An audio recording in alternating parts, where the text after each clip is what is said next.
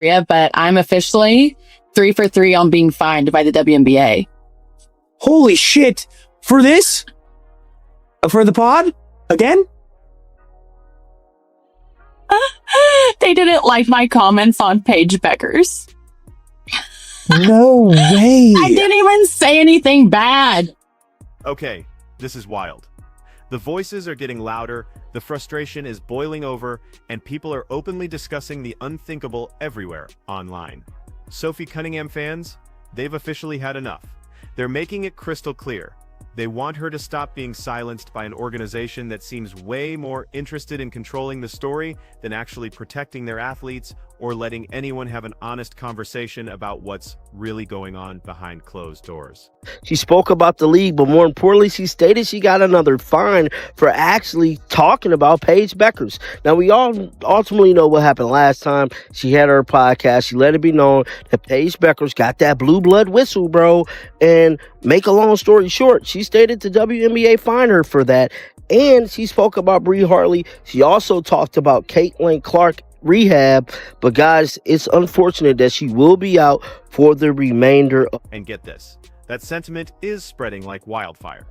Fans are demanding that Cunningham keep speaking her mind because honestly, if the WNBA is going to fine players just for voicing their opinions, then there's something seriously wrong with this league. What we're witnessing here isn't just about basketball anymore, it's about an organization that's completely lost sight of what free speech even means, especially when it's coming from their own employees. As the WNBA have done it. They have done it. They have officially fined Sophie Cunningham every podcast episode. They have fined her because Sophie Cunningham has been fined. I'm not joking. She's been fined for a TikTok. She's been fined now, I think, for the third time for a podcast. I think Sophie Cunningham might be the all-time leader in fines in the WNBA. So let's take a listen. Sophie Cunningham, the player who's basically become known as the voice of truth in women's basketball, just broke her silence about this systematic campaign to fine her into submission. And trust me, her words reveal everything that's wrong with how the WNBA operates. What started as some honest commentary on her podcast has somehow turned into a full-scale war against transparency. And here's the kicker. Cunningham absolutely refuses to back down. They are not protecting their players. Nobody's going to watch this if you're not protecting your star player. You're not protecting your players, period. But particularly your star players. No one's going to watch this. People are watching it because of Caitlin Clark, and then even more because of Sophie Cunningham. And if you're going to just hang them out to dry, then, good. Nobody's going to watch this anymore because they don't protect their players. It's a worthless organization. They have no idea how to protect their players. But, oh man, they're going to bitch and moan. Well, you better pay us the money. For what? You can't even protect your star players that draw the eyeballs. Now nobody's watching. Nobody's going to watch to see the star players sitting out with injuries because of poor treatment and poor officiating on the sides. Nobody's going to watch that. But here's where it gets crazy. What should have been just a routine podcast episode, talking about basketball and life, actually revealed another chapter in this ongoing saga of the WNBA trying to control every single story that comes from within their organization. Sophie launched her podcast, Show Me Something, with her co-host West Wilson, genuinely expecting to have honest conversations about the league she plays in. Instead, she quickly found out that speaking truth to power comes with a hefty price tag. She has turned herself into a top 5 most talked about player in the WNBA. And can I tell you, I am loving the clips that are coming out of this podcast. There's just so much fascinating elements of her that make her this really alpha, really strong, but really beautiful, spicy villain. And I think she kind of likes being the villain. I'm officially 3 for 3 on being fined by the WNBA, Cunningham revealed on her latest podcast. And you could just hear the frustration in her voice. She's watched this organization prioritize total control over honesty, even saying they didn't like my comments on Paige Beckers, and I didn't even say anything bad. But here's the twist. This time, something completely different happened. Sophie decided she wasn't going to be silenced by fines that felt more designed to intimidate her than to actually correct anything. Seriously, with each new episode of her podcast, She's faced financial penalties that would make anyone wonder if honest discussion is even possible in the WNBA today. I'm officially 3 for 3 on being fined by the WNBA. Holy shit. For this? For the pod? Again? They didn't like my comments on Paige Becker's. No way. I didn't even say anything bad. On the whistle, on the quick whistle. Yeah, but like, why? Like, If we want to talk about Paige, here's a good question. They fined her for saying Paige Beckers has a good whistle. Like, I kid you not, that is one of the craziest reasons I've seen a player get fined. Plot twist. What happened next was totally unprecedented in WNBA history. Within just days of Sophie's revelations about the league's fine structure, fans started rallying around her like crazy. Not just as a player, but as someone genuinely willing to speak truth, no matter the consequences. Social media absolutely exploded with support, with fans calling her the truth teller and demanding the WNBA stop trying to silence voices that don't fit their perfect little narrative. And when Sophie finally addressed this systematic fining that's followed every single episode of her podcast, her words cut through all the diplomatic nonsense like a hot knife through butter. Something seriously wrong with how the W enforces their rules. And I know there's already been a big emphasis on referee inconsistencies, but at the end of the day, the quality of referees is on the WNBA too. Because again, I have no idea where the line is. Because on one hand, I kind of get it. It's normal for a league to fine you if you're going to talk bad about the league or the players in the league. Because that happens all the time in the NBA, NFL, and so on. But on the other hand, why does the league not care about its image when players are standing over and cursing out their opponents on the court? Like, where was the enforcement here? Or where was it here? Or where was it when the whole entire league was bullying your star player? And this stuff is happening all the time in the WNBA, but why is it only called on occasion? Which is why fining Sophie Cunningham every time she has a podcast seems kind of crazy, because the WNBA obviously chooses when and when not to enforce the rules. Let me break this down for you, because here's what makes Cunningham's whole situation so alarming. She's not being fined for saying anything false or inflammatory. Nope, she's being penalized for basic observations about officiating, consistency, and league operations that, frankly, any reasonable person could make. The WNBA has essentially created a system where honest commentary about their own product results in financial punishment, regardless of whether it's accurate or intended to be malicious. And the numbers? They don't lie about how systematic this campaign against Cunningham is. She got hit with a $500 fine for a TikTok that just lip-synced lyrics while mentioning referees. Then, a $1,500 fine for comments about officiating consistencies during her very first podcast episode. Then most recently, another undisclosed fine just for noting that referees seem to give favorable calls to Dallas Wings rookie Paige Becker's. Seriously. Do they, when you get fined, do they put like verbatim, like quote here, like this is why you're being fined and this is why it's this much? Or is it like, hey, quit talking shit on us, Venmo us like $1,500? No.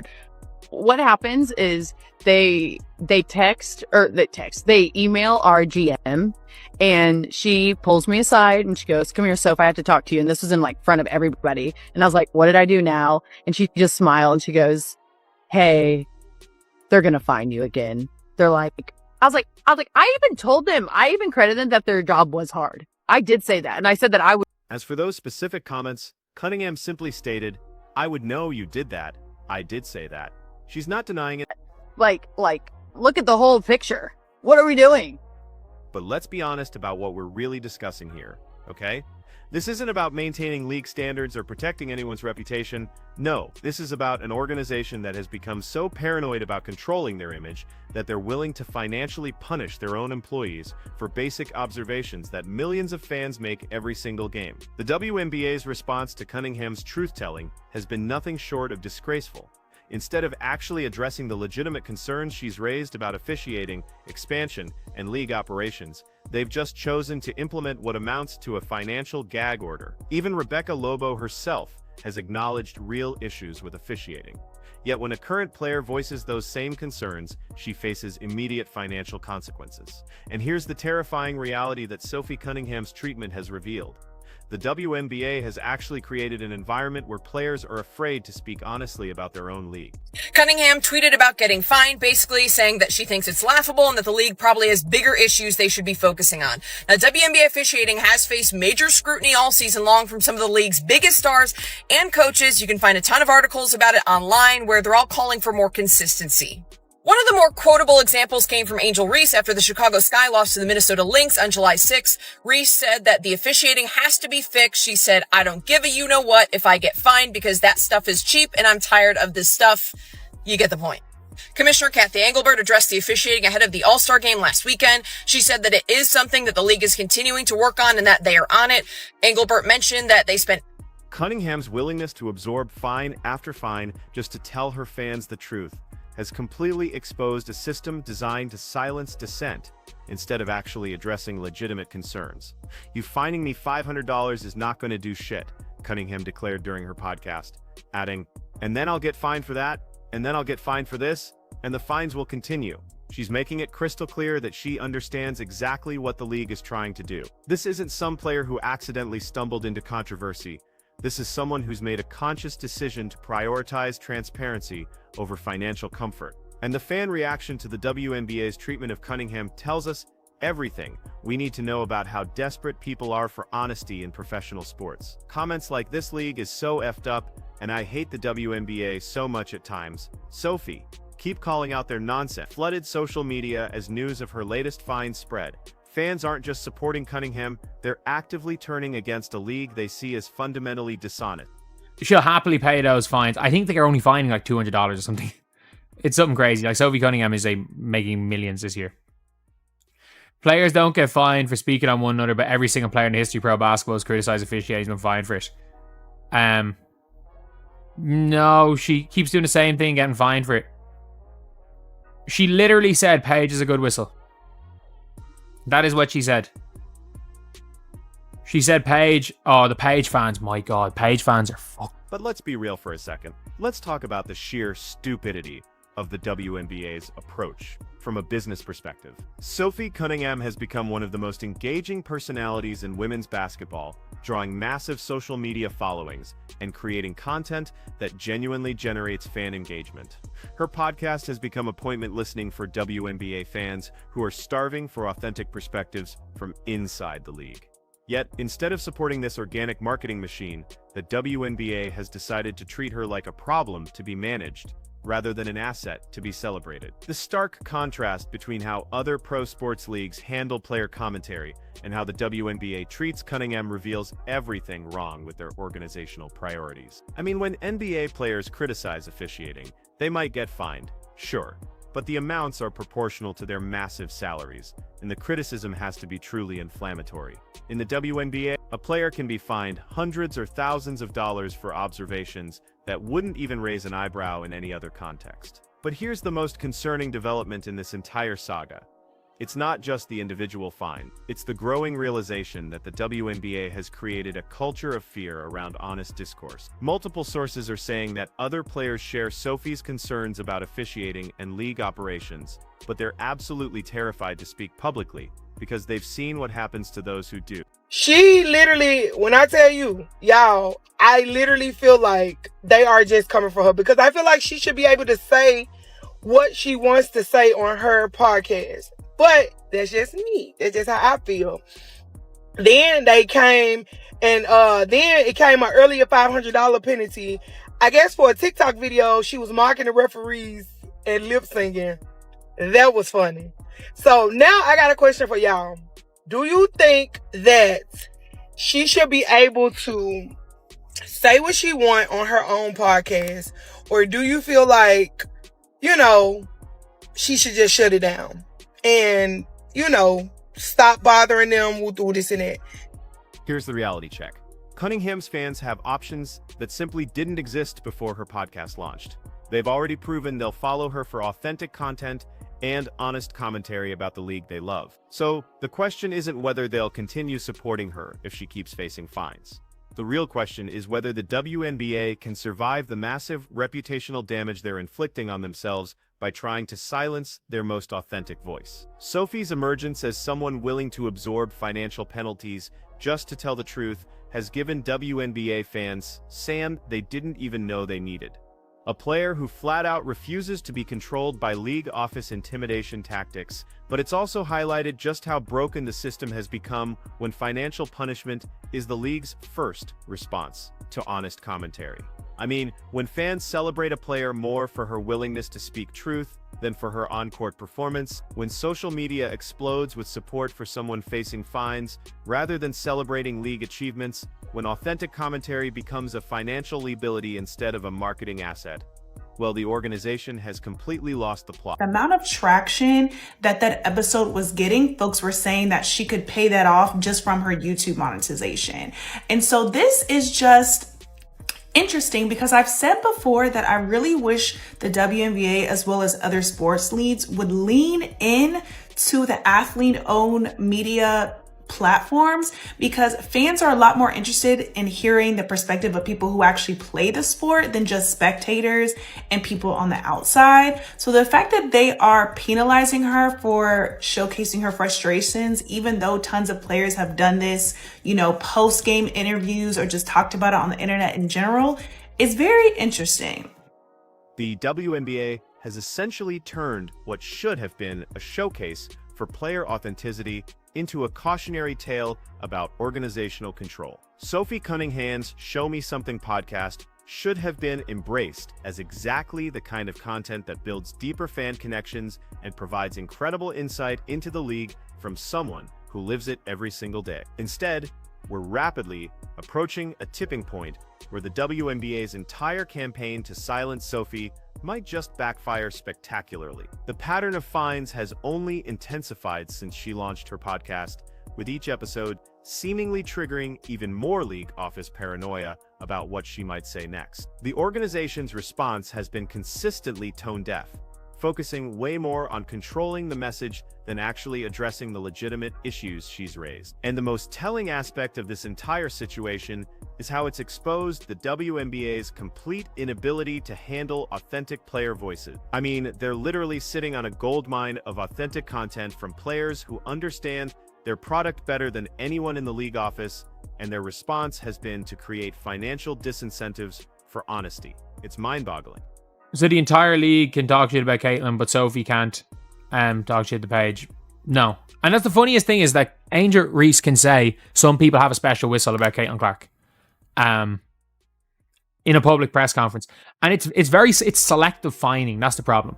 Like, Kelsey Plum has not been fined this year, and Kelsey Plum has literally just stopped entire press conferences to complain about the referees. Apparently, Stephanie White didn't get fined when Marina Mabry knocked Caitlin on her ass.